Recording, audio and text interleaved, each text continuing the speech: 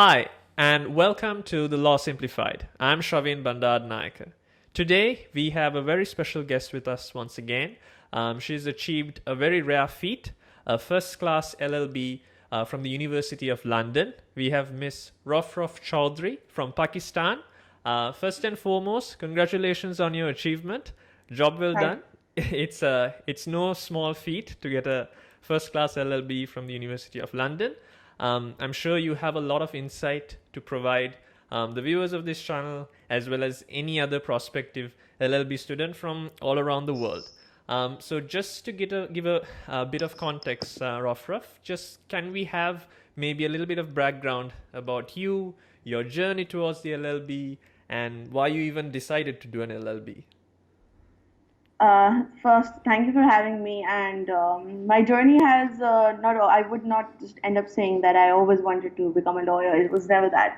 So when I was very young, I wanted to do quite a lot of things. So dependent upon whatever interest I developed.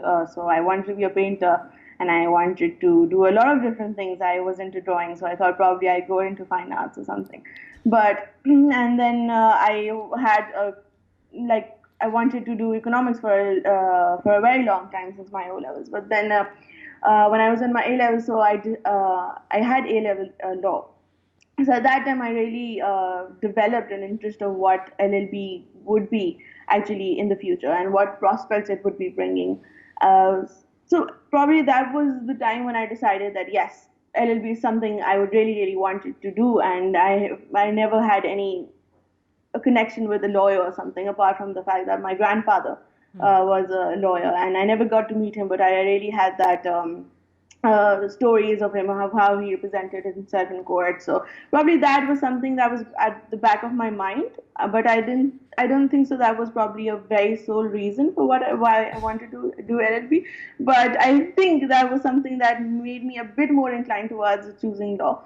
So in 2015, when I completed my A levels, I decided that yes, I would want to do my LLB, and then I looked at a couple of options where I wanted to do. I wanted to do my LLB from England, but I couldn't at that time. But I wanted that I have that same perspective because in Pakistan we have the same law, the background and the foundations of the law that is applied in England. So I was like, but I decided that University of London is something I would be wanting to Right.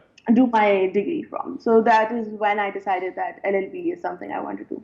Right. So you touched on the fact that in terms of like a family background as such, the only connection that you have was basically your grandfather. What we see a lot is that you do have, in most cases, many students go into law because there is some sort of generational connection to law. So what really drove you in that case is because you found it interesting as a subject. I think that's something Yeah. that would you say that that's something that you need to have at the very beginning in order to get into law itself? That you need to have an interest rather than someone pushing you for it. Yes, because I believe personal interest is something that comes first. Because yeah, I even if somebody is what a doctor in your family, you would not never be wanting Sure. to become a doctor just because somebody else is, and you have a generation connection to it, unless you actually want to pursue something of that sort. And that was something made me get into law because I personally liked it. I had an interest for economics for a very long time, and that was something that stopped in 2015, and I wanted to pursue something different, and LLB was something that made me more passionate about the society itself. So I chose LLB in that manner. So what are the plans then from here on? What exactly do you want to do as a next step? Currently, I'll be pursuing my bar this year. I will Okay. be going to University of West England to pursue my bar degree this year, and hopefully next year, depending upon what the circumstances are like, I would want to practice for a little while after that. Okay, perfect. So, in terms of now that you've achieved like a world class, first class LLB degree, you have a sort of plan in motion as well. A lot of people attribute, I mean, personally, who exactly would you consider from your context as being like a role model, someone that you're thinking, okay, this is a person that maybe not the same exact thing that he or she has achieved, but this person is someone that I can aspire to, or has inspired me. Who is that for you? Well, I won't say I have one person because I grew up in a family where I have older siblings, like a couple of them. So I always had that outlook and foresee of the fact that anything, whatever you do, doesn't come to you unless you put your heart into it or you're not determined towards it. So I always had them as a set of people who have been inspiring me for the past 22 years, who have made me look at the world in a very different way, a very analytical way as well. So they have always been an inspiration of something you want to do in the future, and everything that you want to do, you're able to do it. So they have always been that encouraging factor. Okay, brilliant. I think a lot of the audience will also, be akin to exactly where you are as well, because most of those who are pursuing an LLB are where you are at right now, or hoping Yeah. to be where you're at right now in terms of the results. But most of them are studying, and most of them are. Some of them, of course, I'm presuming you were doing the LLB full time as opposed to part time. Yes. Right. So we do have like a mix of people doing the LLB all around the world. So just to get into that line a bit as well, and maybe help out our audience on how exactly they can formulate their study patterns. First and foremost, what sort of schedule did you have in terms of studying, in terms of getting in the hours in? Did you have like a timetable? If so, how did you structure it? So I did my LLB through a local registered center institute here in Karachi, that's Seaman School of Law. So I basically had my classes in the afternoon. So and as personally, I cannot study at night. So it was always like if anything I wanted to do, that is like the essential reading would be in the mornings. You're a morning So person. I yeah. can sense So that. it Okay. depends on, it's actually something contingent upon person to person. It cannot be the same for everyone. So whatever you're comfortable with will be most likely your schedule. But one advice that I would like to give is start early because it's a very rigorous course. Yes, first year will not be that rigorous in terms of the second and third year, but you need to start prepping very early than waiting till the end because it will just going to pile up on you. So it depends upon what kind of schedule suits you the most. So if someone works better at nights, better just stick to the night schedule and rather just changing themselves for a year as a morning person. Okay, I think that's good insight as well. Work around what works for you, basically. Yeah. So you mentioned that you, of course, went with a local institution as well, and there are many students that do so. But as you know, many degrees, many programs around the world, not just the University of London program that you pursued, but very often what you see is you don't have one-to-one support of that sort. Um, Yes. what other resources can you suggest to students to use besides, a teaching institution? What else did you find most useful to yourself? First, stick to what the examination requires. That is, first, like go through the material provided by the university itself. So once you're cleared with that, with your subject guides, your essential reading is foremost the most important thing you'll be doing. You cannot skip that, and people who advise do not read the book, I don't think so. They would be able to survive on that part. But after that, because I would be talking from the perspective of somebody who wants to get more than a 2-1, you need to provide the examiner something different for what other people will be writing. So go to other resources. First, you look through your VLE, the articles provided, not just go through all of them, but a couple just skim through them. Look into the online library given, not that, just look into website like academia. They provide essentials into concept building techniques and other creative ideas you can use so that that builds up from the very first day to the day of the exam when you're reproducing whatever you have learned and mostly the application of it. So it's mostly how vast you can go on your own level from essential reading to how much you can actually expand depends on yourself. So there are online resources available through the University of London, but you can actually go ahead with other resources that are available online. Okay, in terms of just as a sub topic to that, really, your preparation, besides maybe the number of hours or the time you spent, what else did you do in terms of, let's say, practice questions that you went through, preparation in that sort? What was specific for your method? My method actually starts with when you're done with the chapter, do the essential reading, make your notes because it is really important for you to be done with that. You cannot wait till April. Oh my God, I need to open the book and study what the chapter Of really course. is. Just get done with that. That's something you really need to get over with before December for every subject you're having. And then the only thing that really needs to be focused upon is practicing because at the end of the day, when you write an exam, you have to think like you're advising someone. It's practically something you're doing in court or sitting in your office. That is what you are made to do in an examination, and the only thing that will help you is practice.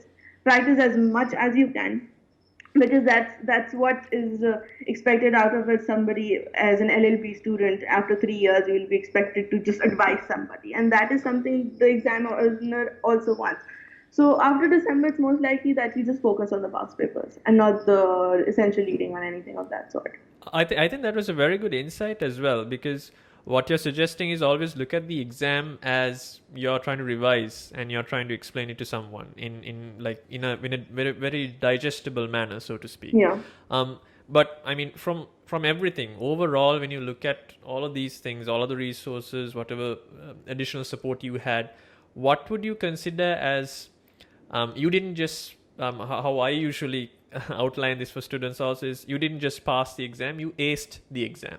So acing an exam is not easy and it's a rarity. So what would you consider from everything the most fundamental thing that has led to your success in terms of getting a first class LLB? I think being persistent may probably, yeah. Yeah, Because well, you can be passionate, you can be in love with what you're doing, but you can't ace something, as you say, unless you're persistent. You keep on doing and putting the same level of hard work or an effort into what you're doing, unless you're really willing to do that. You're able to take the defeats as well in terms of your examination as well, and your local institutes marks you what a third in a subject. You're supposed to take that. You're supposed to yeah. learn from all of these things.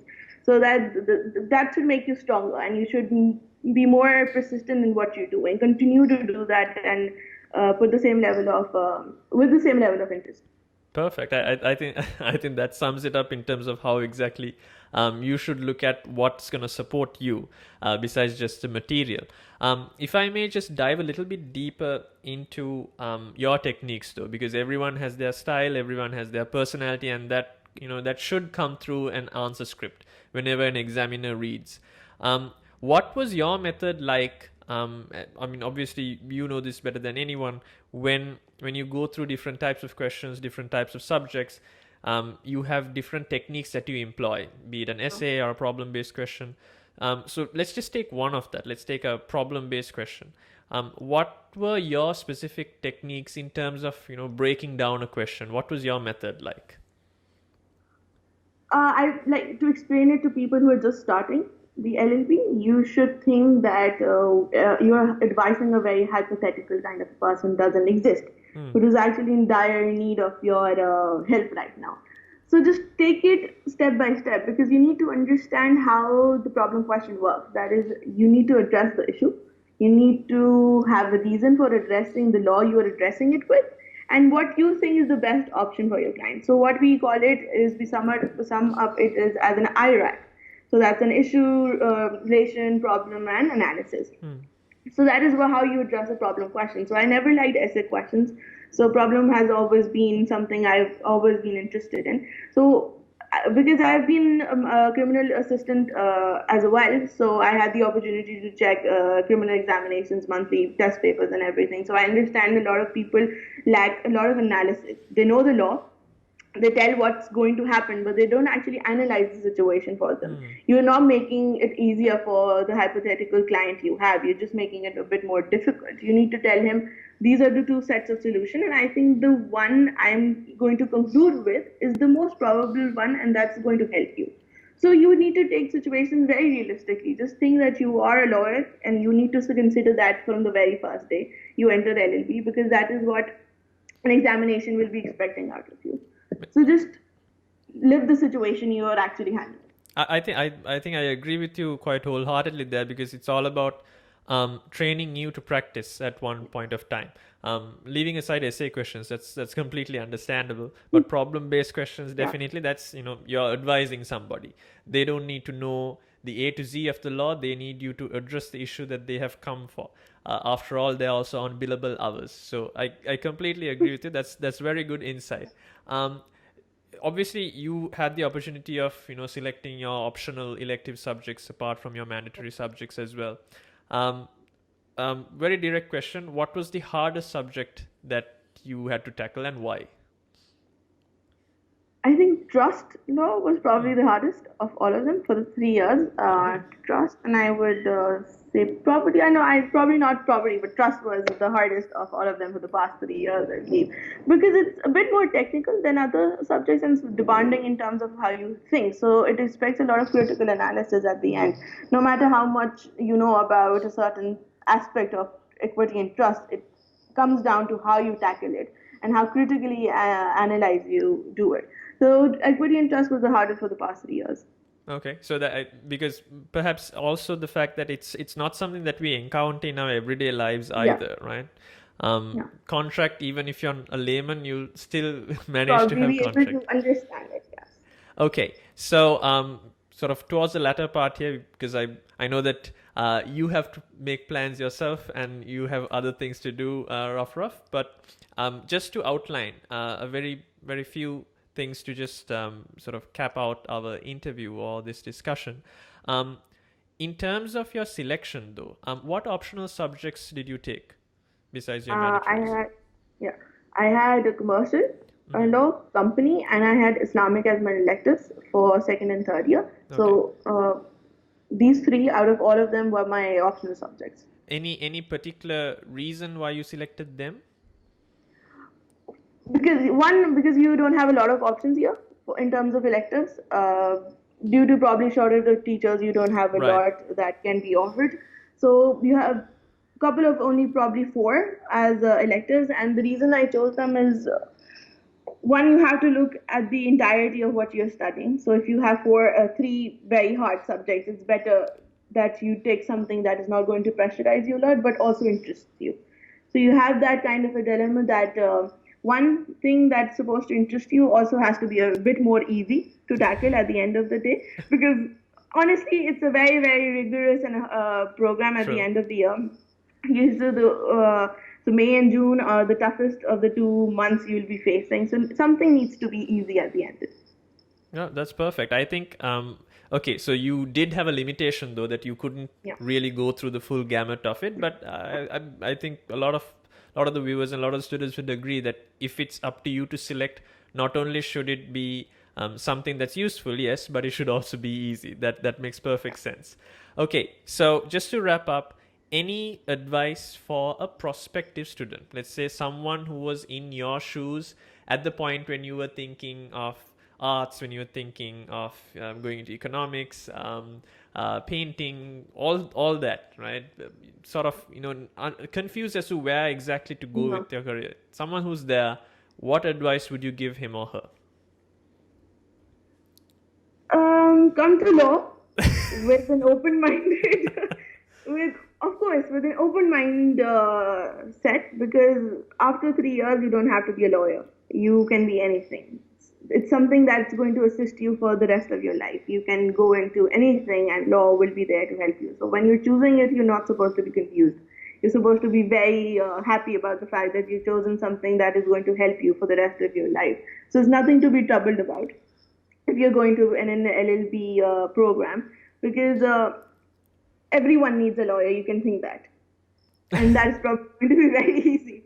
You can become anything after the 3 years, and still you will probably have an edge over people when you've done LLB. So that's kind of a motivating factor for people. Brilliant. Okay, so thank you ever so much, Rufruf. It was a pleasure speaking to you, and it's always interesting to see the perspective of someone who has gotten a first class. You're one of 23 this year from the University of London, out of hundreds of thousands of people who sit. So lot of people who do the LLB. I mean, the dream is to always get a first class. It's not easy, but I'm sure that with the insight that you've provided, many a student who watches this video, who shares it, would be able to at least go from a second lower to a second upper, and those who are at that second upper to a first as well. So thank you ever so much. You're welcome. Thank you for having me. Thanks a lot for watching this video. If you would like to take your grade from a pass to an ace, make sure you get in touch through the links in the description below. But until such time, have fun, stay safe, and as always, obey the law.